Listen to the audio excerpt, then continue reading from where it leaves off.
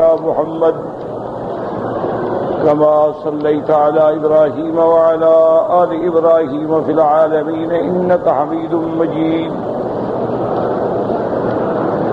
أعوذ بالله من الشيطان الرجيم. بسم الله الرحمن الرحيم. يا نساء النبي لستن كأحد من النساء إن اتقيتن فلا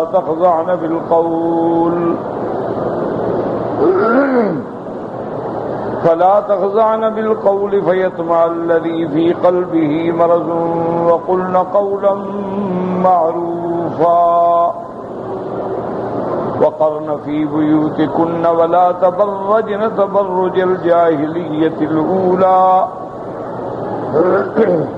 وأقمنا الصلاة وآتينا الزكاة وأطعنا الله ورسوله إنما يريد الله ليذهب عنكم الرجس أهل البيت ويطهركم تطهيرا واذكرن ما يتلى في بيوتكن من آيات الله والحكمة إن الله كان لطيفا خبيرا. قال المؤلف والمفسر رحمه الله تعالى أدام النفع بعلومه وعلومكم في الدارين آمين إلى أن قال ثم رواه عن محمد بن الريان عن حسان بن إبراهيم عن سعيد بن مسروق عن يزيد بن حبان عن زيد بن أرقم رضي الله تعالى عنه وذكر الحديث بنحو ما تقدم وفيه فقلت له من أهل بيته نساؤه قال لا وأيم الله إن المرأة تكون مع الرجل الأصل من الدهر ثم يطلقها فترجع إلى أبيها وقومها. أهل بيته أصله وأصبته الذين حرموا الصدقة بعده. هكذا وقع في هذه الرواية والأولى أولى الأخذ بها أهرا وهذه الثانية تحتمل أنه أراد تفسير الأهل المذكورين في الحديث الذي رواه إنما المراد بهم آله الذين حرموا الصدقة أو أنه ليس المراد بالأهل الأزواج فقط بل هم مع آله. وهذا الاحتمال أرجح جمعا بينها وبين الرواية التي قبلها وجمعا أيضا بين القرآن والأحاديث المتقدمة إن صحت فإن في بعض أسانيدها نظرا والله أعلم. اب مفسر رحمۃ اللہ علیہ فرماتے ہیں کہ اس دوسری سند سے حضرت زید بن ارقم رضی اللہ تعالی عنہ کی روایت ہے جیسی آپ نے پہلے پڑھی ہے، لیکن اس میں یہ چیز زیادہ ہے کہ میں نے اس سے پوچھا کہ کیا حضور کے اہل بیت جو ہیں آپ کی عورتیں ہیں؟ تو اس نے کہا کہ نہیں. وَأَيْمُ اللَّهِ مجھے اللہ کی قسم ہے ان المرأة تكون مع الرجل الأصل من الدهر کہ ایک عورت جو ہے کافی عرصے تک ایک بندے کی بیوی کی حیثیت میں رہتی ہے، لیکن اگر وہ طلاق دے دے تو پھر لوٹ کے اپنے والدین کے پاس آ جاتی ہے. تو معنی یہ ہے کہ یہ تو ایک نکاح کی وجہ سے صرف رشتہ ہے، ورنہ اصل رشتہ تو ہے جو اولاد کا ہے، جو اس کے صلب سے ہے. لیکن اہل بیت ہی اصل. اب انہوں نے یہ بھی فرمایا کہ اصل میں اہل بیت جو ہیں آپ کا اصل خاندان اور آپ کے جو عصبہ ہیں، عزیز ہیں، قریبی، جن پہ اللہ نے صدقہ حرام کیا ہے وہ اہل بیت ہیں. ہاکذا وقع فی ہذہ الروایہ اس روایت میں اس طرح آتا ہے، لیکن مفسر فرماتے ہیں والاولی اولی واللفظ بہا احرا. لیکن پہلی روایت جو ہے وہ زیادہ درست ہے کہ اہل بیت سے مراد ازواج ہیں. اصل بات یہ ہے کہ ایک سب سے بڑی مشکل یہ آئی ہے تاریخ کا تو خیر کوئی اعتبار ہی نہیں ہوتا، وہ تو رطب یابس سے بھری ہوتی ہے، ہر قسم کی باتیں ہوتی ہیں، صحیح بھی اور غلط۔ اور اتفاق یہ بھی ہے کہ تاریخ پہ جتنا کام کیا ہے وہ زیادہ تر شیعہ حضرات نے کیا ہے۔ باقی رہی احادیث۔ اب احادیث کے معاملے میں بھی جب تک آدمی کی رجال پہ نظر نہ ہو، ناسخ منسوخ پہ نظر نہ ہو، فتاوی صحابہ پہ نظر نہ ہو، قرآن و سنت کے مجموعی احکام پہ نظر نہ ہو، تو اس کا سمجھنا بھی بڑا مشکل ہے۔ جیسے مثلا مثال کے طور پہ میں عرض کروں، آج کل آپ نے دیکھا ہے کہ مختلف اخبارات میں مختلف رسالوں میں مختلف مضامین لکھے جاتے ہیں۔ مضامین لکھنے والوں میں حنفی بھی ہوتے ہیں، شافعی بھی ہوتے ہیں، اور پھر حنفیوں میں دیوبندی بھی ہوتے ہیں، بریلوی بھی ہوتے ہیں، اسی طرح اہل حدیث بھی ہوتے ہیں، پھر اہل حدیث میں بھی کئی جماعتیں بن گئیں۔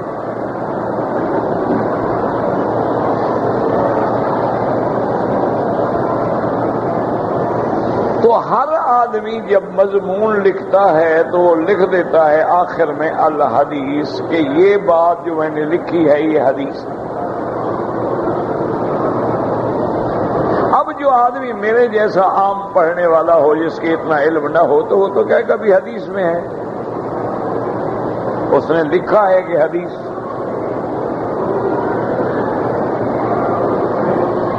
اب اس غریب کو تو یہ پتہ نہیں، اور لکھنے والے کی بددیانتی ہے کہ اس نے یہ نہیں لکھا کہ یہ حدیث کیا ہے، صحیح ہے، یہ حدیث حسن ہے، یہ حدیث ضعیف ہے، یہ حدیث غریب ہے، یہ حدیث موقوف ہے، یہ مرسل ہے، یہ منقطع ہے، یہ معضل ہے، اس نے لکھا نہیں۔ اچھا پھر یہ حدیث کس کتاب میں ہے؟ یہ بھی بس حدیث ہے۔ عام مضامین آپ پڑھیں گے، یہ بدقسمتی لکھا ہوگا حدیث شریف میں آتا ہے، بھئی وہ حدیث کہاں ہے اللہ کے بندے؟ اسی طرح جیسے عام ایک بیماری ہے، لکھ دیتے ہیں کہ بزرگوں نے فرمایا ہے، بھئی کون سے بزرگوں نے؟ بزرگ کون بزرگ؟ اب جس آدمی کے دماغ میں اللہ نے علم رکھا ہے وہ تو فوراً حدیث پڑھتے ہوئے سمجھ جاتا ہے کہ اگر قرآن کے مخالف ہے یہ حدیث ہو ہی نہیں سکتی، اللہ کے نبی کا فرمان قرآن کے خلاف کیسے ہو سکتا ہے؟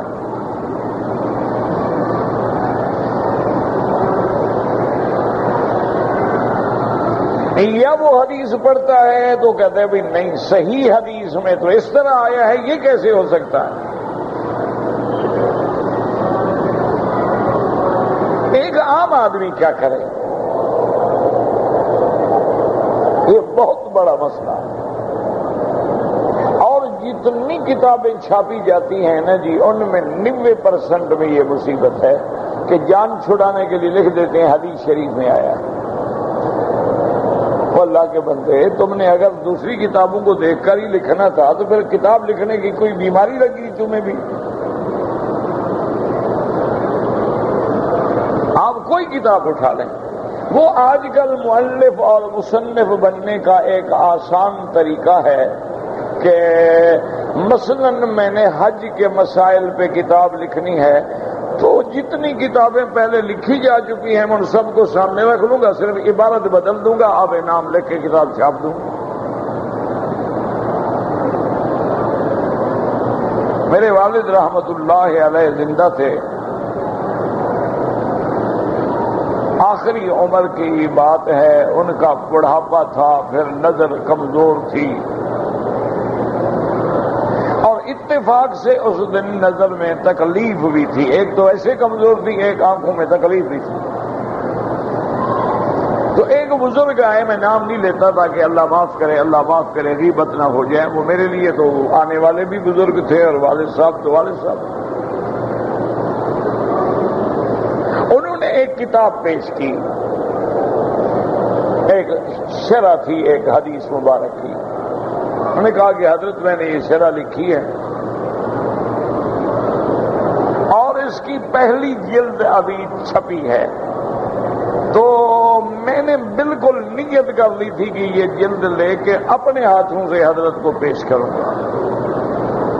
میں اللہ قبول فرمائے، آپ نے تکلیف کی، آپ نے مجھے ہدیہ دیا، اللہ آپ کو جزائے خیر دے. لیکن فرمایا کہ حضرت میری آنکھوں میں تو تکلیف ہے، میں تو دیکھ بھی نہیں سکتا ابھی. اگر آپ کو برا نہ لگے تو کسی جگہ کھول کے پڑھیں ذرا. انہوں نے ایک جگہ کھولی، پڑھا، ایک صفحے کے قریب پڑھا. فرمایا دوسری جگہ کھول، دوسری جگہ کھولی. پھر میں تیسری جگہ کھولو. انہوں نے تیسری جگہ پڑھا. انہوں نے کہا حضرت گزارش یہ ہے، آپ نے شرح لکھی ہے، اللہ نے آپ کا نام شراح حدیث میں انشاءاللہ درج کر لیا ہے اور اس کا اجر بھی اللہ آپ کو عطا فرمائیں گے. لیکن مہربانی کر کے ناراض نہ ہوں تو یہ 3 صفحے آپ نے مجھے سنائے ہیں، ان میں ایک لفظ بھی آپ کا ہے؟ یہ جو مجھے آپ نے سنائے یہ فلاں کتاب کی عبارت ہے، یہ فلاں کتاب کی عبارت ہے، یہ فلاں کتاب کی عبارت ہے، یہ فلاں کتاب کی عبارت ہے، آپ نے کیا شرح لکھی ہے؟ مجھے وہ جگہ کھول کے سناؤ جہاں تم نے اپنی محنت کا خلاصہ نکالا ہوگا. جی فلاں عالم نے یہ لکھا، لے لکھا اور مجھے یہ سمجھ آیا. پھر علم کا توازن ہو کہ آپ کیا کہتے ہیں اور وہ کیا کہتا ہے. اگر لوگوں کی باتوں کو جمع کرنا تھا وہ تو پہلے چھپی ہوئی موجود ہے، پھر خام خواہ لکھنے کی کیا ضرورت ہے. تو اب ایسی بات عالم منہ پہ کہنے والے بھی مر گئے اور سننے والے بھی مر گئے. آج تو ہر آدمی یہی کہتے ہیں ماشاءاللہ ماشاءاللہ جی آپ نے کتاب لکھی جی کمال کر دیا، اور تقریر لکھیں گے ماشاءاللہ ایسی کتاب ہے اور ایسی ہے اور ایسی ہے اور ایسی بھی. اس میں یہ بھی تو بتاؤ کہ تم یہ لکھو کہ میں نے حج کیا ہے، میرے سامنے یہ مسائل آئے ہیں، اور ان مسائل پر میں نے حرم شریف میں علماء احناف سے، علماء شوافع سے، علماء مالکیہ سے، علماء حنابلہ سے، علماء اہل حدیث سے رابطہ کیا، ان مسائل پہ بحث کی.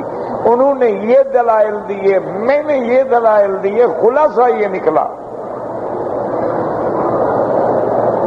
تب تو بات ہے نا ہم کہیں آپ نے کتاب لکھی ہے.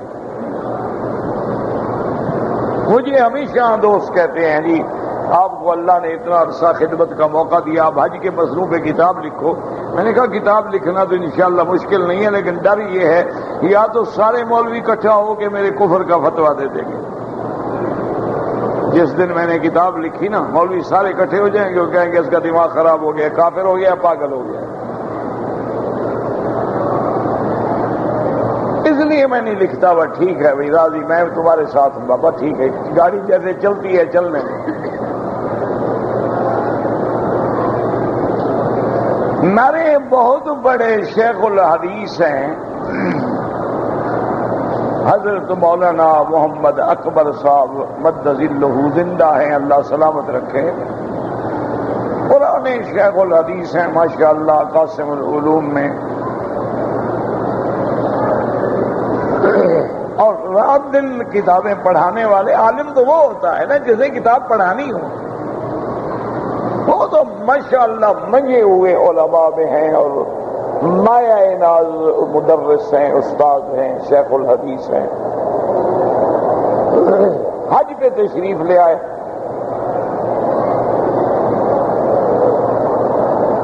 اتفاق سے پتہ نہیں کیسے ورنہ علماء کو کیا ضرورت ہے میرے جیسے ایک طالب کی باتیں سننے کی، بھائی کہیں تقریر میں بیٹھ گئے یا پتہ نہیں قریب بیٹھے ہوں گے، اللہ عالم.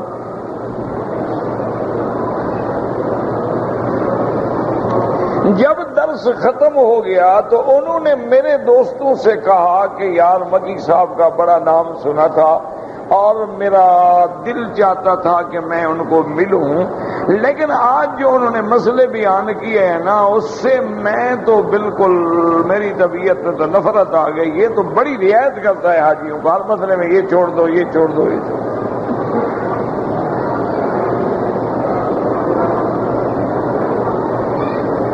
اور پھر ایک ہی مسئلہ دو آدمیوں کو مختلف بتایا، کہتا ہے کوئی بکری رکھو، ایک کو کہتا ہے اچھا روزے رکھ لو. یہ عجیب مولوی ہے بھائی.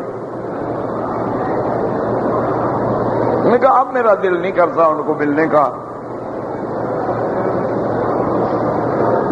لیکن مجھے افسوس ہے کہ ان کو ایسا نہیں کرنا چاہیے. بہرحال وہ بزرگ ہیں، میں تو ان کے طالب کے برابر بھی نہیں. حج پہ تشریف لے گئے. حج پڑھ کے جب واپس تشریف لے آئے تو انہی دوستوں کو جا کے کہا کہ یار مجھے مکی صاحب سے ملاؤ. انہوں نے کہا کیا وجہ ہو گئی؟ عرفات میں جا کے بخش دیا، معافی دے دی، کیا کیا؟ انہوں نے کہا معافی نہیں دے دی، مجھے مسئلے کا جب واسطہ پڑا ہے نا میں کہتا ہوں مکی صاحب ٹھیک کہتے ہیں، میں غلطی پہ تھا. ایک ہے کتاب پڑھنا، ایک جب کنکریوں کے جا کے رگڑا کھایا نا مسئلہ سمجھ آ گیا کہ وہ اپنے تجربے کے پیش نظر سارے مسائل کو سامنے رکھ وہ ٹھیک بات کہتا ہے. تو میں ان سے معافی چاہتا ہوں. خیر میری آج کل تو دوستی ہے ان کے ساتھ، پھر گھر آئے آتے ہیں تشریف بھی لے آتے ہیں. تو کہنے کہ واقعی مکی صاحب میں سمجھتا تھا آپ زیادتی کریں لیکن آپ ٹھیک کریں. حالات ہوتے ہیں. دیکھو نا ایک حدیث مبارک ہے، بات کو سمجھا کرو، کوشش کیا کرو کہ میں جو عرض کروں اس کو دماغ میں رکھو.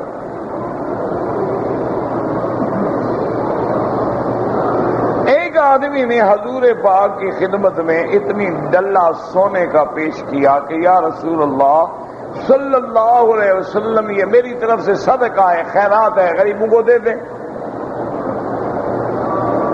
حضور پاک نے اس کے ہاتھ سے لے کے اتنے زور سے مارا، صحابہ کہتے ہیں اگر اس کے سر کو لگتا تو سر پھٹ جاتا. انہوں نے لے جاؤ.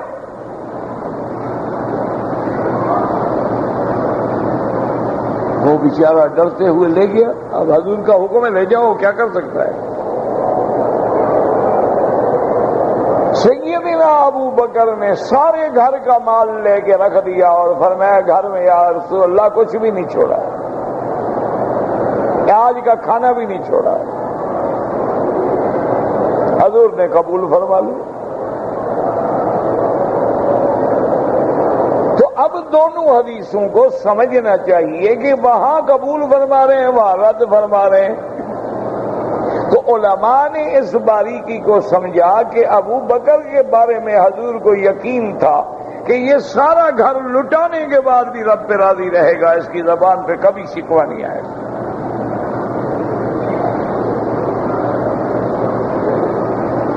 اور یہ بندہ صدقہ تو کر رہا ہے پھر گھر جا کے روئے گا کہ سارا کچھ دے دیا اب ہے نہیں کہاں جاؤں.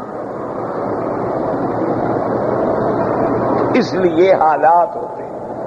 ایک امیر آدمی ہے، دم پڑ گئی، 300 ریال بکری کا کیا فرق پڑتا ہے. ایک غریب آدمی ہے، قرضہ لے لے کر تو بیچارہ عمرے پہ آیا ہے، اب اس کو دم پڑ گئی تو کیا کریں، کوئی راستہ نکالیں اس کو بچانے کا. ورنہ وہ تو دین سے بھی متنفر ہو جائے گا. وہ کہے گا اچھا عمرے پہ آیا ہے اور چٹی پڑ گئی، وہ تو دین چھوڑ دے گا. تو اسی لیے مسائل میں دیکھا جاتا ہے کہ دو بڑی مصیبتیں ہیں تو احمن البلیتین کون سی ہے، سد ذرائع کیا ہے، مصالح کیا ہیں، حالات حاضرہ کا تقاضا کیا ہے، ان سب پہ نظر ڈالنی پڑتی ہے کسی عالم کو. دیکھو نا، مثال ایک آسان مثال ہے کہ احناف کے نزدیک حج میں ترتیب واجب ہے کہ پہلے کنکری مارے، پھر قربانی کرے، اس کے بعد سر مڈائے، اگر آگے پیچھے ہو جائے دم۔ اچھا، اب جناب آپ اسی پر اگر لوگوں کو دبائیں اور اصرار کریں، پہلے مجھے بتائیں تو کون مائی کا لال ہے آج کے دور میں کنکریاں مار کے پہلے جائے قربانی کرنے کے لیے؟ اچھے خاصے آدمی کا عقل تو کنکریاں مارتے ختم ہو جاتا ہے، اب اس میں ہمت ہے کہ پھر وہ جائے گا وہاں سے 2 میل قربان گاہ میں؟ اچھا، قربان گاہ میں جانے کے بعد اچھا بھلا اگر دل کا مضبوط آدمی نہ ہو نا تو وہی گر کے بے ہوش ہو جائے گا۔ جب لاکھوں بکریاں ذبح ہو کے دیکھے، ہر طرف خون بہ رہا ہے، گردنیں کرو، لوگ پاگل ہو جاتے ہیں۔ ہر آدمی نہیں برداشت کر۔ یہ تو اب شکر ہے حکومت کو، اللہ جزائے خیر دے، کہ انہوں نے مسلخ بنا دیے، مذبح خانہ بنا دیے۔ ہم تو جب جاتے تھے نا کہ بکریوں کے اوپر چل رہے ہیں، بکری ذبح ہو گئی ہے، گائے پڑی ہے، یہاں بکری پڑی ہے، یہاں دبا پڑا ہے، گر گئے، پھنس گئے، سارے خون میں بھرے ہوئے ہیں، کون جناب برداشت کرتا ہے؟ اچھا، ایک آدمی یہ ہے آسانی کے ساتھ ٹوکن لیتا ہے بینک سے، ٹوکن جیب میں ڈالا، السلام علیکم، مطمئن ہو کے بیٹھ گیا، انہوں نے کہا جی کنکری ماریں گے، سر منائیں گے، چھوڑو یار، کیا مولویوں سے مسئلے پوچھنے۔ اچھی ترتیب واجب ہے ہم مر جائیں۔ اچھا، بعض لوگ بیچارے اس ترتیب پہ عمل کرتے ہیں، ایسے بندے کو پیسے دے دیتے ہیں، پیسے ہی کھا جاتا ہے، قربانی کرتا ہی نہیں۔ وہ حاجیوں کو کہہ دیتے ہیں بالکل حضرت آپ کے سامنے قربانی ہوگی۔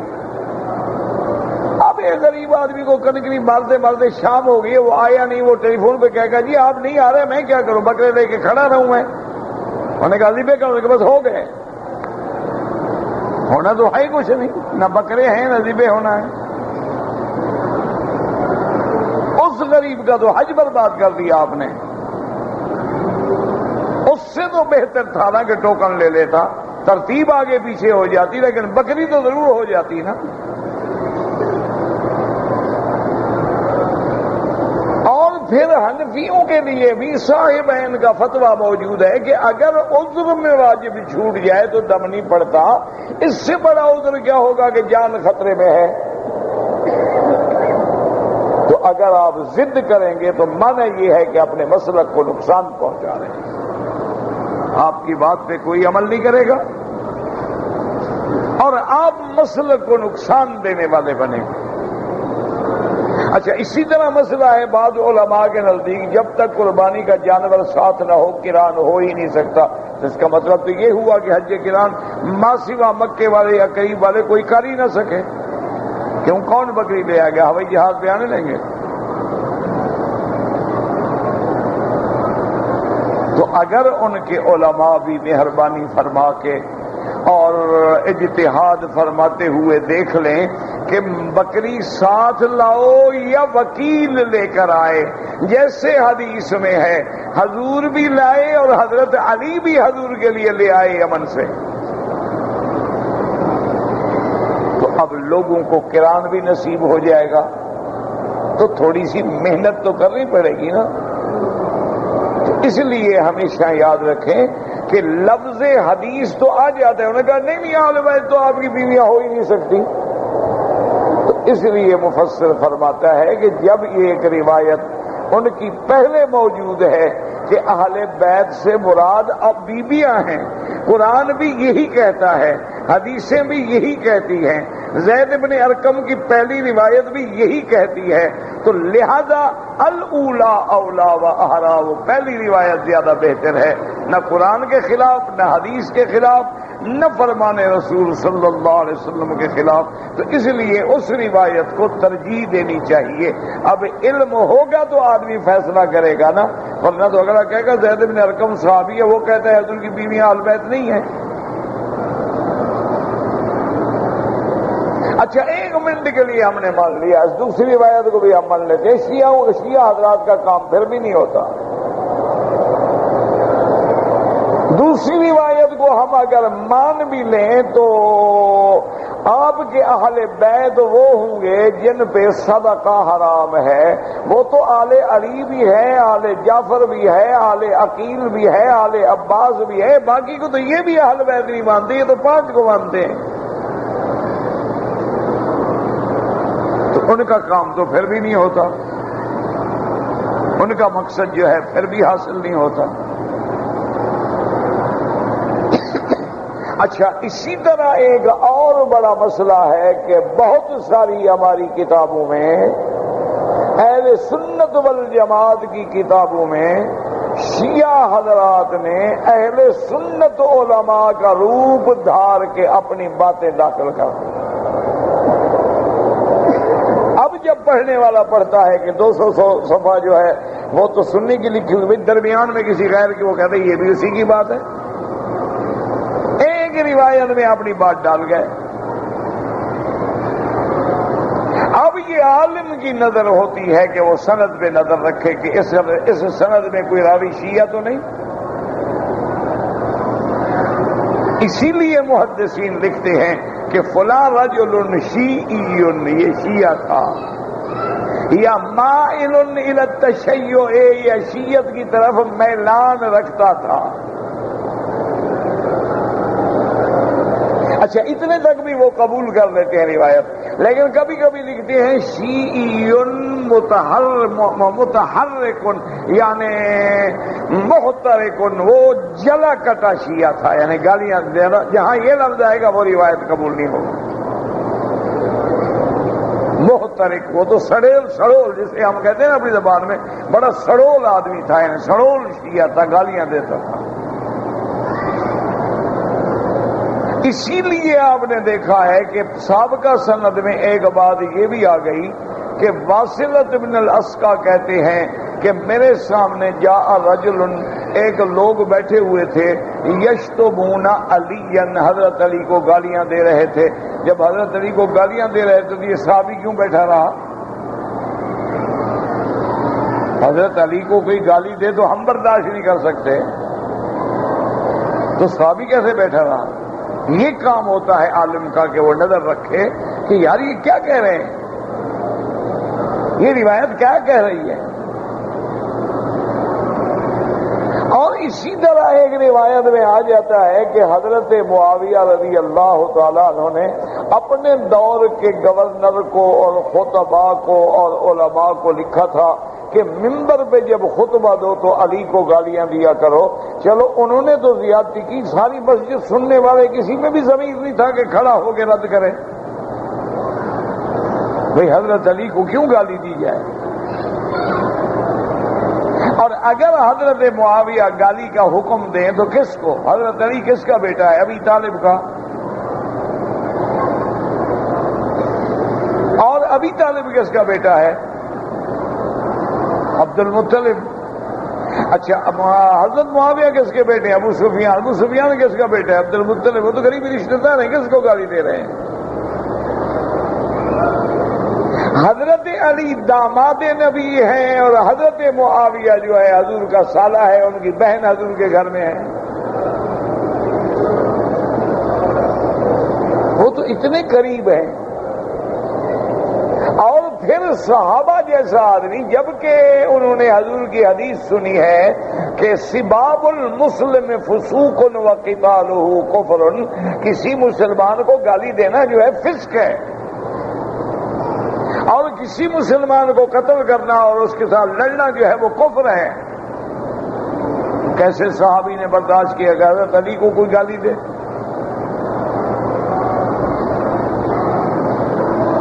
اس لیے اہل علم کی ضرورت ہوتی ہے کہ ان کی کتابوں پہ نظر دے۔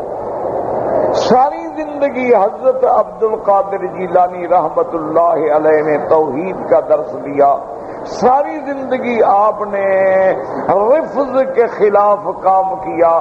اب جناب انجام کیا ہوا ان کی موت کے بعد؟ جب ان کی کتابیں چھپیں تو ان کتابوں نے شیعہ نے اپنا مواد ڈال دیا، بدنام عبد القادر جیلانی ہو گئے۔ ورنہ آپ ایک موحد عالم سے اس بات کی توقع کر سکتے ہیں کہ جی پیران پیر جو ہیں ان کا لقب تھا دستگیر۔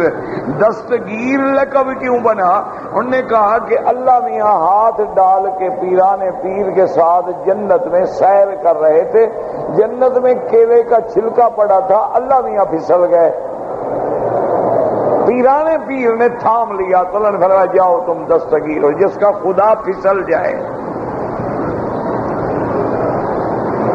اب اندازہ کرو یہ بات عبد القادر جیلانی کہہ سکتا ہے جس کی زندگی قرآن و حدیث میں گزری ہے، جو خود حنبلی المسلک تھا، جس نے بچپن میں بھی جھوٹ نہیں بولا۔ آپ یعنی 6-7 سال کی عمر میں پڑھنے کے لیے جا رہے تھے، والدہ نے آپ کے کپڑے کے اندر سونے کی گینیاں سلائی کر دی کہ بیٹا اس کے اندر اتنی 70 گینی میں نے رکھ دی ہے تاکہ تمہیں جب ضرورت ہو 1-2 مہینے کے بعد ایک نکال لی اور اس کو جا کے پیسے لے لیے، خرچہ کرتے رہو، اسی کے محتاج نہ رہو۔ راستے میں ڈاکوؤں نے پکڑ لیا قافلے کو، ڈاکو نے پکڑ لیا، دیکھا ایک بچہ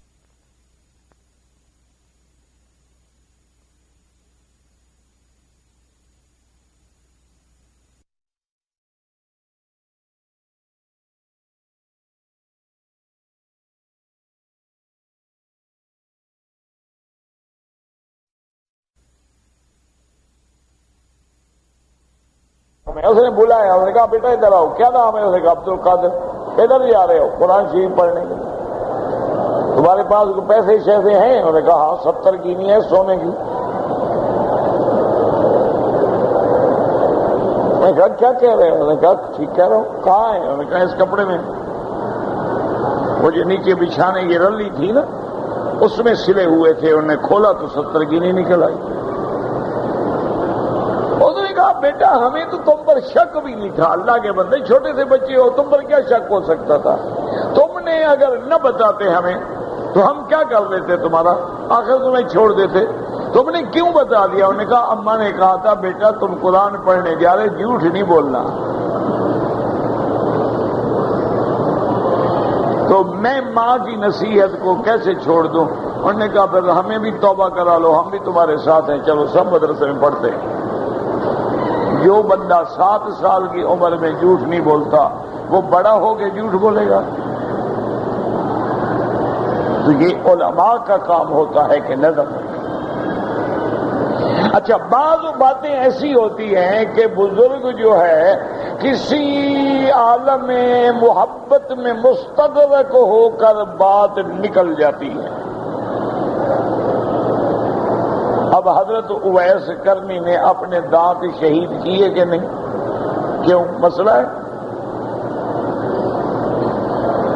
یہ بھی مسئلہ ہے کہ اگر حضور کے دندان مبارک شہید ہو جائیں، ابو بکر نے تو نہیں توڑے اپنے دانت، عمر عثمان والی نہیں، تو بس ایک محبت کی بات ہے، ان کی سمجھ یہی آ گئی۔ حالانکہ یہ مسئلہ نہیں بنے گا، اسی لیے علماء لکھتے ہیں کہ کلام صوفیہ در شریعت حجت نیست، کہ صوفی لوگوں کی بات کو شریعت میں حجت نہ مانا کرو، حجت قرآن سنت ہے۔ صوفی مشک میں بیٹھا ہوتا ہے، محبت میں بیٹھ کے کوئی بات کہہ گیا غریب۔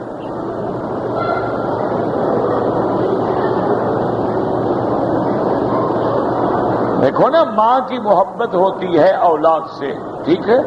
اچھا ماں بیٹھے بیٹھے کہتی آج میرے بیٹے کو کچھ ہے، او اللہ کی بندی کیا ہو گیا؟ انہوں نے کہا نا نا نا نا میرا دل آج پریشان ہے، میرے بیٹے کو کچھ ہو گیا۔ سارا گھر سمجھا تھا بے وقوف عورت کیا ہو گیا تمہیں؟ وہ کہتی بس ٹھیک ہے تم اپنا کام کرو، کھانا کھا لوں گا، کیا کھانا کھاؤں؟ میرے بیٹے کو کچھ ہے۔ یہ کو ولی اللہ ہوتی ہے، اور ٹھیک اسی گھڑی میں بیٹے کو تکلیف ہوتی ہے اور ہزاروں میل دور ہوتا ہے بیٹا۔ اصل وجہ کیا ہے کہ وہ محبت کا جو ربط ہے نا، وہ محبت چین نہیں لینے دیتی۔ تو اگر ایک بیٹے کی محبت میں یہ بات ہو سکتی ہے تو جن کو اللہ کے رسول سے محبت تھی، جن کو اللہ سے محبت ہے، جن کو اللہ والوں سے محبت ہے، تو وہ بھی کبھی کبھی بات کہہ بیٹھتے ہیں۔ ان کی زبان سے بھی بات نکل جاتی ہے. تو اس لیے مسئلہ ہے کہ قول صوفیاء لوگوں کا قول جو ہے در شریعت حجت نیست، وہ شریعت میں حجت نہیں ہوتا ہے. حجت کیا ہے؟ اللہ کا قرآن ہے، سنت محمد مصطفیٰ ہے، اجماع صحابہ ہے، اور اسی پر قیاس ہے، اور اس کو مرتب کرنے والے، حدیثوں کو جمع کرنے والے محدثین ہیں، اور ان کی معانی اور شرح کر کے مسائل نکالنے والے فقہا ہیں. ہم ان کی کتابوں کو دیکھ کے مسائل پہ عمل کریں. تو اللہ تبارک و تعالی سمجھ دے، اور اللہ ہمیں دین سے، قرآن سے، حدیث سے لگاؤ کی توفیق دے. آپ ہمیشہ بس میری ایک بات یاد رکھ لینا، جب آپ کو کوئی بندہ کہے نا یہ حدیث شریف میں ہے، اس سے جھگڑا کبھی نہ کریں. اس کو کہیں حضرت یہ حدیث کہاں ہے؟ وہ کہے گا جی کتاب میں پڑھی ہے. کون سی؟ پھر وہ کتاب لے کے چل جاؤ اس کے پاس، کہو جی حضرت یہ کتاب ہے، ڈھونڈ کے ذرا دکھائیں وہ حدیث کہاں ہے. آپ کو سمجھ آ جائے گی انشاءاللہ کہ 90% جھوٹ لکھا ہوا. کوئی لڑائی جھگڑا نہ کریں. لڑائی جھگڑا تو جاہل کرتا ہے، جاہل کے پاس ہوتا ہے نا بدزبانی یا ڈنڈا. اہل علم تو دلیل سے بات کرتے ہیں. یہ تو بے وقوف کا کام ہوتا ہے، لڑائی اور جھگڑے اور گالیاں اور ایک دوسرے کی برائی اور ایک دوسرے کو کافر اور ایک دوسرے کو فاسق، ایک دوسرے کو گناہگار، وہ فلانا گناہگار ہے، وہ فاسق ہے، وہ فاجر ہے، وہ کافر ہے، وہ بے ایمان ہے. یہ بات ہے. بات دلائل سے کی جاتی ہے کہ دیکھیں نا ہمارے یہاں بڑے مسئلے کیا ہیں. سب سے بڑا مسئلہ اب یہ رجب ہے، کہیں گے 27 رجب کو میلاد شریف ہے، اپنا معراج شریف. کوئی جھگڑا نہ کرو. ان کو کہو جناب اللہ نے قرآن میں کسی ایک آیت میں بھی فرمایا ہے کہ 27 رجب کو معراج ہوا. معراج پر ہمارا ایمان ہے، لیکن کب ہوا قرآن میں ہے. ایک حدیث مبارک میں ہے کہ 27 رجب تھی. اللہ کے بندے تاریخ تو لکھی گئی ہجرت سے، معراج ہجرت سے پہلے ہوا ہے. پہلے تو تاریخ لکھی نہیں جاتی تھی. 27 رجب تم کہاں سے ڈھونڈ کے لے آئے؟ آپ کی تاریخ ہجری ہے نا، آپ کیا پڑھ سکتے ہیں؟ 1428 ہجری. ہجری کیا مانا؟ ہجرت سے شروع ہوئی. تو معراج تو ہجرت سے پہلے ہے. اس زمانے میں تو رواج ہی نہیں تھا تاریخ لکھنے کا. یہ تو اندازہ ہے کہ 27 رجب ایک اندازہ ہے. یعنی ہم نے کیلنڈر سامنے رکھ کے ایک اندازے لگائے ہیں. وہ غلط بھی ہو سکتے ہیں، صحیح بھی ہو سکتے ہیں. اب مثلا اسی پہ آپ، آج کل تو کمپیوٹر کا زمانہ ہے نا، 1 منٹ لگتا ہے. اسی پہ آپ محنت کریں کہ 12 ربیع الاول کو حضور پیدا ہوئے، کیا وہ سوموار کا دن بنتا ہے؟ کیونکہ دونوں چیزیں ہیں نا کہ حضور پیدا بھی 12 کو اور تھا بھی سوموار. تو پھر ثابت کرو کہ 12 کو سوموار ہے. اگر ہو ہی نہ پھر وہ تو 9 کو بنتا ہے. جھگڑے کی بات نہیں، بات سمجھنے کی ہے. خدا کے لیے سمجھا کرو. او دیکھو وہاں بھی یہ کوئی بات، یہ کوئی جواب ہے، یہ کوئی طریقہ ہے. اور دیکھو جی حضور کا میلاد نہیں مانتا. بے وقوف آدمی. میلاد تو وہ بدبخت نہیں مانتا جو نماز نہیں پڑھتا. ہم تو الحمدللہ 24 گھنٹے مسجد میں آ کے کہتے ہیں بسم اللہ والصلاۃ والسلام علی رسول اللہ. ہم تو ہر نماز میں کہتے ہیں السلام علیکہ ایھا النبی ورحمۃ اللہ وبرکاتہ. یہ تو تم ہو سال کے بعد سلام پڑھنے والے. ہم تو الحمدللہ دن میں 1000 دفعہ سلام پڑھتے ہیں. یہ تمہاری سلامی ہے کہ ماشاءاللہ ایک دن جھنڈیاں لگا لی اور باقی پورا سال سلام علیکم ختم. پھر نہ نبی کا نام لینا ہے نہ نبی کے کام کے قریب آنا ہے. اچھا جی چلو ٹھیک ہے، ہم مان لیا 27 رجب کو معراج شریف ہے.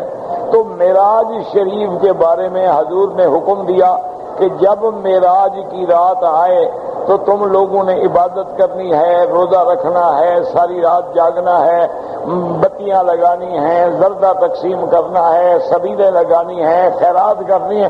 اگر کہیں حکم ہے آمنا و صدقنا، ہم بھی تمہارے ساتھ،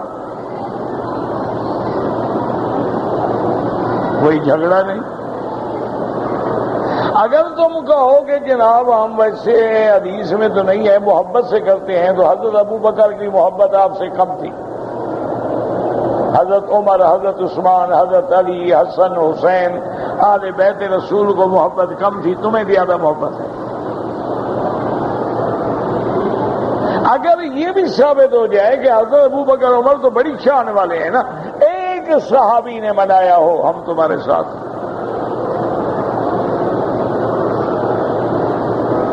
ائمہ محدثین میں امام بخاری ہے، امام مسلم ہے، امام نسائی ہے، ابی داؤد ہے، امام مالک ہے، او ایک محدث نے منایا ہو ہم تمہارے ساتھ،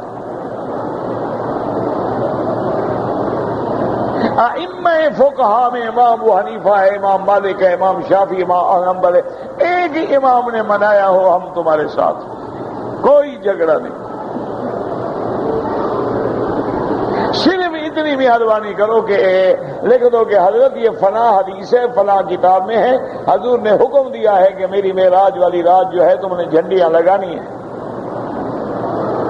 چراغاں کرنا ہے، نہیں کرو گے وہابی بن جاؤ گے۔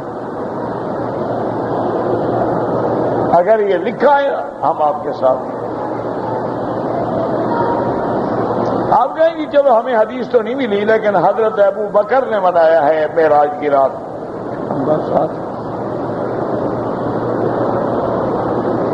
علماء تو اتنے ڈرتے ہیں کہ سوموار اور خمیس کا روزہ رکھنا سنت ہے، لیکن بعض علماء اتنا ڈرتے ہیں کہ اگر اسی دن میں معراج کی رات یا میلاد کی رات آ رہی ہے نہ رکھو تو بہتر ہے، کہیں لوگ شبہ میں نہ پڑ جائیں کہ اس رات روزہ رکھنا ضروری ہے۔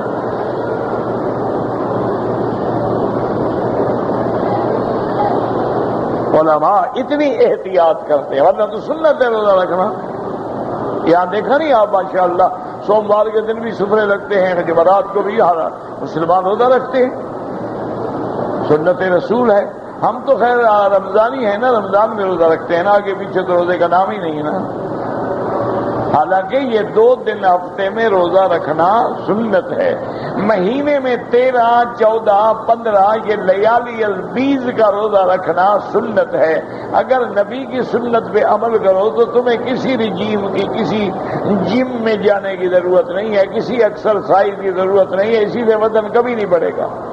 لیکن شرط ہے روزہ رکھو، شام کو 2 کلو اگر پکوڑے کھا جاؤ تو وزن زیادہ ہوگا، انشاءاللہ کم نہیں ہوتا۔ ہمارے لوگ روزہ رکھتے ہیں نا، احسان کرتے ہیں نا، شام کو 18 چیزیں آگے پڑی ہوں گی، 2 کلو ہضم کر کے پھر نماز، او یار وضو نہیں، اچھا آپ پڑھ کے آئیں ذرا ہم کھا لیں۔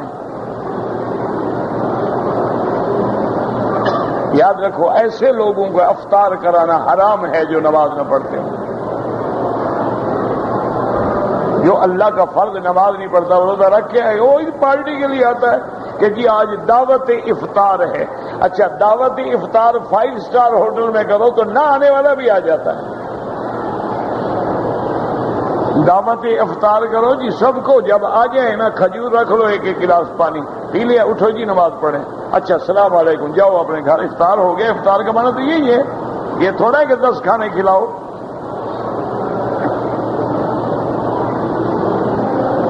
سنت افطار ہے کھجور اور پانی۔ آپ مہربانی کر کے کبھی بلائیں نا اپنے علاقے میں بڑے لوگوں کو، ان کو بلا کے کھجور پیش کریں، 1 کھجور کا دانہ، گلاس پانی کا، اور کہیں گے چلیں جی نماز کا وقت ہو گیا، نماز پڑھ نماز کو۔ اچھا جناب بڑی مہربانی، آپ ہماری دعوت میں تشریف لے آئے۔ کھانا ہونے کا جی کھانا گھر جا کے کھائیں مرے، ہم نے افطار کی دعوت دی تھی، کھانے کی تو نہیں دی تھی، ہم نے آپ کو ڈنر پہ بلایا، افطار پہ بلایا ہے۔ افطار تو اسی کا نام ہے۔ تو اس لیے ہمیشہ یاد رکھو کہ حدیثیں پڑھا کرو لیکن علماء سے رجوع کیا کرو۔ اس لیے مفسر رحمۃ اللہ علیہ فرماتے ہیں وَإِنَّ فِي بَعْضِ أَسَانِيدِهَا نَظْرًا، سند میں بھی اعتراض ہے. ثم الذي لا يشك فيه من تدبر القرآن أن لسان نبي داخلات في قوله تبارک وتعالى. اب مفسر فرماتا ہے کہ اس بندے کو تو کبھی شک بھی نہیں ہو سکتا جو قرآن میں تدبر کرے، غور کرے، کہ اس آیت میں حضور کی بیویاں شامل ہیں.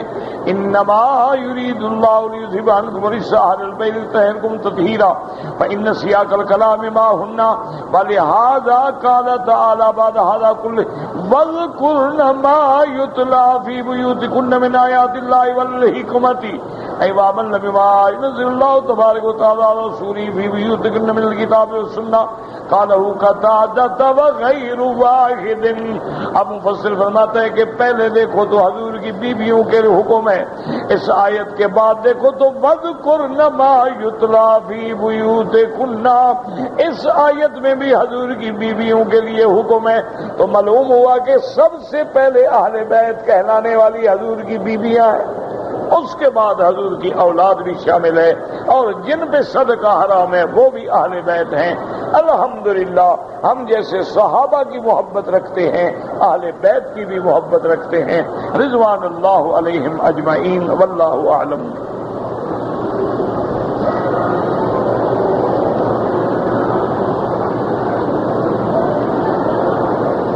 کمپنی نے اگر آپ کو کام کے لیے گاڑی دی ہے تو ان کے کام کے علاوہ آپ ذاتی کام میں استعمال نہیں کر سکتے.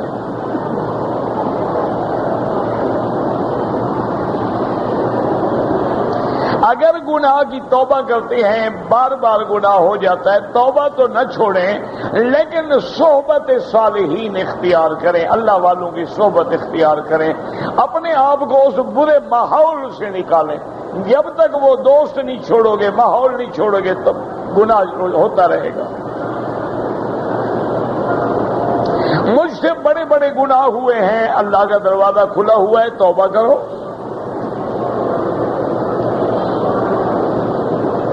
اگر کوئی آدمی مدینہ منورہ سے عمرہ کر لے وہ میقات کا عمرہ ہے، اگر پھر مسجد عائشہ سے عمرہ کرے وہ بھی جائز ہے، لیکن وہ مدینے والا عمرہ جو ہے وہ تو میقات کا عمرہ ہے. یہ ہل ہے، میقات نہیں، حد حرم سے باہر ہے.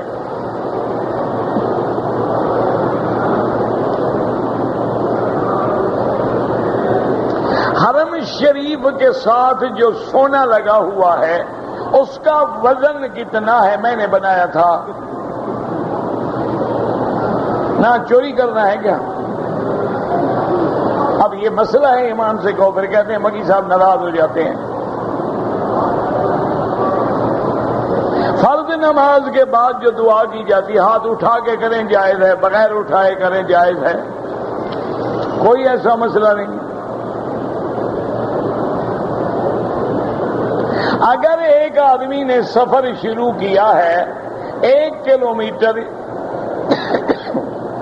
یا 5 کلومیٹر اور نماز کا وقت ہو گیا، قصر پڑے گا. جب سفر شروع ہو گیا مسافر ہے.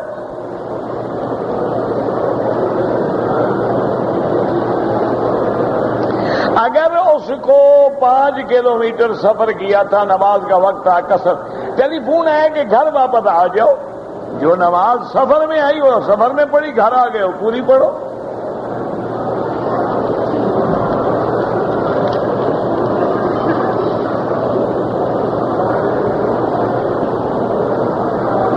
کوئی ایسی حدیث میں نے نہیں پڑھی کہ 2 کلومیٹر کے بعد نماز قصر ہو جاتی ہے. مراحل کا لفظ آتا ہے، ثلاثۃ مراحل، تو مراحل کو جب پیمائش کیا گیا تو 48 کلو بنتے ہیں.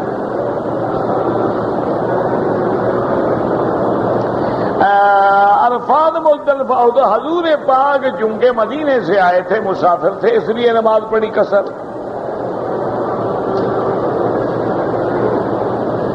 قضا جو ہو گئی ہے، مکے میں ہو مدینے میں ہو جہاں ہو قضا پڑھتے رہو. جو لوگ داڑھی شریعت کے مطابق نہ ہو اور چھوٹی چھوٹی رکھی ہوئی ہو وہ سنت کے مطابق تو نہیں ہے، لیکن اس طرح پھروانے والے سے تو بہتر ہے. اس لیے اس کو رہنے دو، اللہ کرے گا بڑی بھی ہو جائے.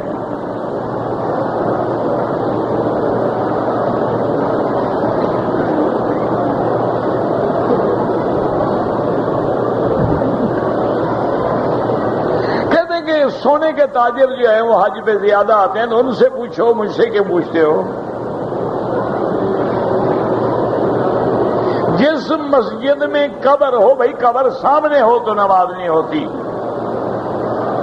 مسئلے کو سمجھا کرو نا۔ اگر والد کے لیے عمرہ کروں بالکل جائز ہے، مدینے سے کرو، مسجد عائشہ سے کرو، جہاں سے کرو۔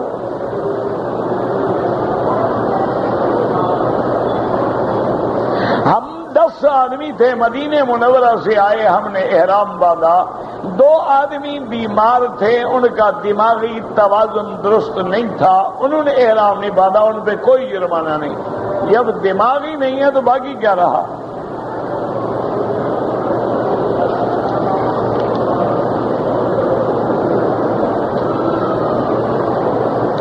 میری بیوی نے ایک لڑکے کو دودھ پلایا، لڑکے کی عمر 3 سال تھی، 3 سال نہیں، لازمی بات ہے کہ کم از کم 2 سال یا زیادہ سے زیادہ 2.5 سال مدت رضا ہے، اس کے بعد دودھ پلائے تو وہ رضائی بیٹا نہیں بنتا، لیکن بہتر یہ ہے کہ رشتہ نہ کرو، جہاں شبہ آ جائے دور ہو جاؤ۔ ویسے ہو سکتا ہے رضا تب ہوگا جب مدت رضا میں پیے، جیسے آج کل تو عام طور پہ شوہر جو ہے ماشاءاللہ بیویوں کا دودھ پی رہے ہیں، آج کل تو رواج ہو گیا ہے نا، فلمیں دیکھتے ہیں سیکھ رہے ہیں نا،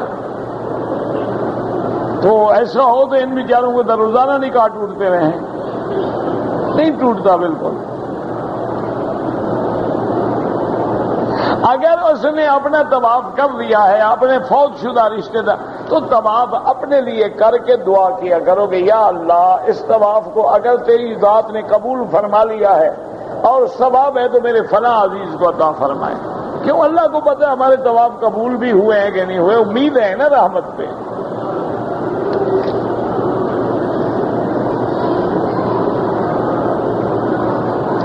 میرا مسئلہ یہ ہے کہ جب نماز کے لیے آتا ہوں تو وضو ٹوٹ جاتا ہے، آگے پیچھے تو نہیں ٹوٹتا نا، صرف نماز کے لیے ٹوٹتا ہے یا ویسے بھی ٹوٹ جاتا ہے؟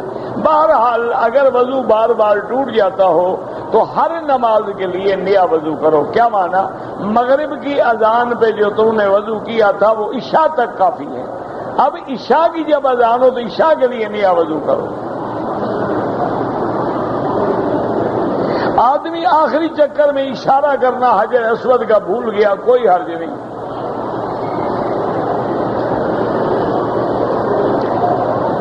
ائمہ حرمین جو نماز نہیں پڑھا رہے وہ ملک سے باہر گئے ہوں گے، چھٹی پہ رخصت پہ گئے ہوں گے، کیونکہ یہ ایام ہیں اجازت المدارس کے، تو ائمہ کرام کے بھی آخر اپنے گھر ہیں، عزیز ہیں، قبائل ہیں، وہ بھی تو جاتے ہیں نا اپنے گھروں میں۔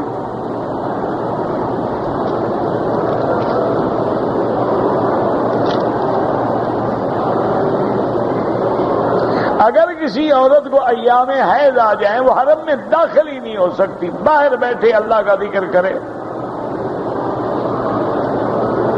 اگر کوئی عورت نے دوائی کھا لی اور حیض بند ہو گیا پھر پاک ہے، غسل کر لے۔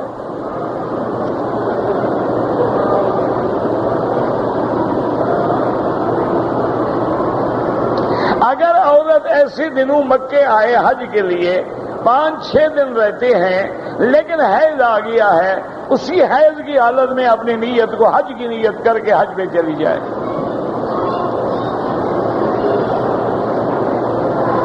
پاؤں کے اوپر والی ہڈی جو ہے وہ احناف کے نزدیک ننگی ہونی ضروری ہے، باقی کے لیے ٹخنے ہیں۔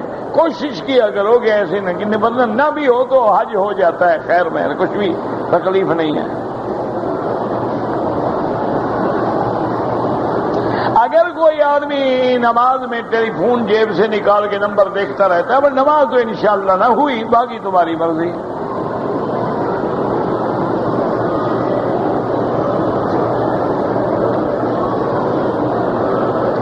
پہلی بیوی کی اجازت کے بغیر بندہ دوسری شادی کر سکتا ہے؟ پہلی بیوی پاگل ہو گئی ہے کہ اجازت دے گی؟ نہ، ایسی بیوی ہم نے تو نہیں سنی آج تک۔ اور جو آدمی اتنی کمزور ہو نا کہ وہ پہلی بیوی سے اجازت لیتا پھرے اور مولوی مکی سے مسئلے پوچھتا پھرے، وہ کبھی شادی نہیں کرے گا۔ جس نے کرنی ہوتی ہے نہ بیوی سے پوچھتا ہے نہ مولوی مکی سے، جب 2-3 بچے ہو جاتے ہیں تو گھر لے آتا ہے، السلام علیکم جناب قبول فرماؤ، کیا کریں گے؟ اسی لیے قرآن کہتا ہے نا کہ ایک شادی کرنے والے خوافین ہوتے ہیں، ڈرپوک ہوتے ہیں۔ اسی قرآن یہی کہتا ہے نا، فَانكِحُوا مَا طَابَ لَكُم مِّنَ النِّسَاءِ مَثْنَىٰ وَثُلَاثَ وَرُبَاعَ وَإِن خِفْتُمْ، اگر ڈرتے ہو تو پھر ایک، تو ایک والے ڈرپوک ہوئے کہ نہیں ہوئے؟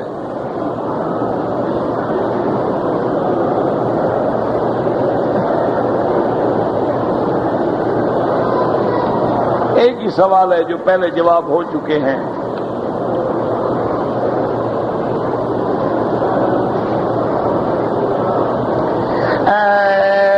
کہتا ہے جی امام کے پیچھے نماز نہیں پڑھتے کہ رومال نیچے لگتا ہے تو نماز فاسد ہو جاتی ہے، یہ معنی انہوں نے گھر سے نکالا ہے، یہ کوئی نہ حدیث ہے نہ قرآن ہے۔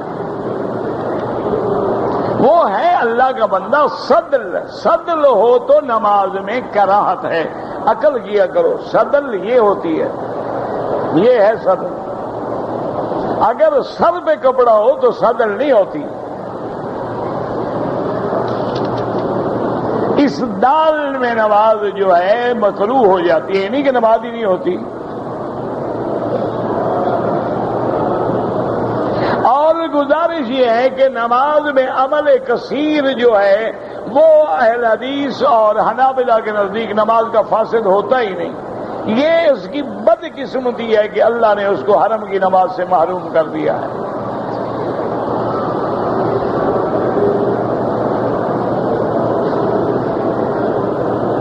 بہرحال تم نے قسم کھایا تھا، توبہ کرو، استغفار کرو، اور آئندہ گناہ سے بچنے کا طریقہ یہ ہے کہ اللہ والوں کی صحبت اختیار کرو، برے لوگوں کی صحبت سے بچو، اور تجھے جو بیماری ہے علیحدہ نہ رہا کرو، یعنی رات کو بھی علیحدہ نہ سوئیں۔ حتیٰ کہ اطباء لکھتے ہیں ایسا آدمی جس کو ہاتھ کے استعمال کی عادت ہو، حمام میں جائے تو اندر کنڈی نہ لگائے اور دروازہ ایسے رکھے تاکہ اس کو ڈر رہے کہ کوئی آدمی آ جائے گا۔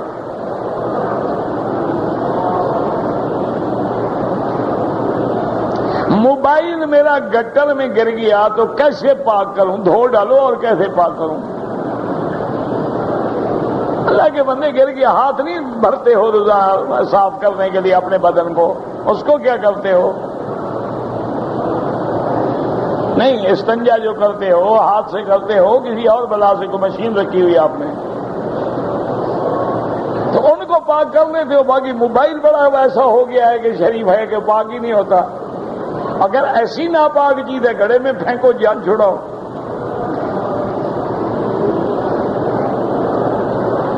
حضرت مولانا سرفراز خان صاحب صفدر، اللہ ان کو شفا کاملہ صحت عاجلہ عطا فرمائے، بہت بڑے علماء میں سے ہیں۔ اللہ، ایسے لوگ تو صدیوں میں پیدا ہوتے ہیں، اللہ ان کو شفا کاملہ سے نوازیں، اور جتنے علماء جتنے مریض سب کو اللہ، سید نفیس شاہ صاحب بھی بیمار ہیں، اللہ ان کو بھی شفا عطا فرمائیں۔ اگر ایک عورت ہے اس کو تقریباً 1 سال سے ماہواری بند ہے، لیکن 1-2 قطرے آ گئے، وہ حیض نہیں ہوتا، وہ گرمی کی وجہ سے، چلنے پھرنے کی وجہ سے ہو جاتا ہے۔ طواف کے 7 چکروں میں نبی پاک نے کیسے کیا؟ 7 چکر کیا، اور کیسے کیا ہے؟ کیا مطلب؟ حجر اسود سے شروع کیا، حجر اسود پہ چکر ختم کیا۔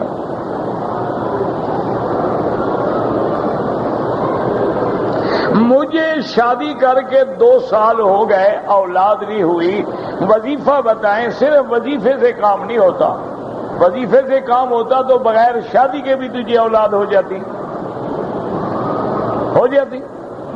تو جیسے شادی کے بغیر اولاد نہیں ہوتی، پہلے دونوں میاں بیوی میڈیکل چیک اپ کراؤ کہ نقص تمہارے اندر ہے یا بیوی کے اندر ہے، پھر علاج بھی کرو اور دعا بھی کرو۔ یہ نہیں ہوتا کہ صرف دعاؤں سے بچے پیدا ہوتے تو شادی کا جھنجٹ کون پالتا؟ کون گھر میں آگے سفید ہاتھی باندھتا؟ دعا کرتا بچہ خود بخود ہو جاتا۔ اللہ کے بندے تو میڈیکل سائنس بڑی ترقی کر گئی ہے، اپنا اور بیوی کا چیک اپ کا چیک اپ کا چیک اپ کا چیک اپ کا چیک اپ کا چیک اپ کا چیک اپ کا چیک اپ کا چیک اپ کا چیک اپ کا چیک اپ کا چیک اپ کا چیک اپ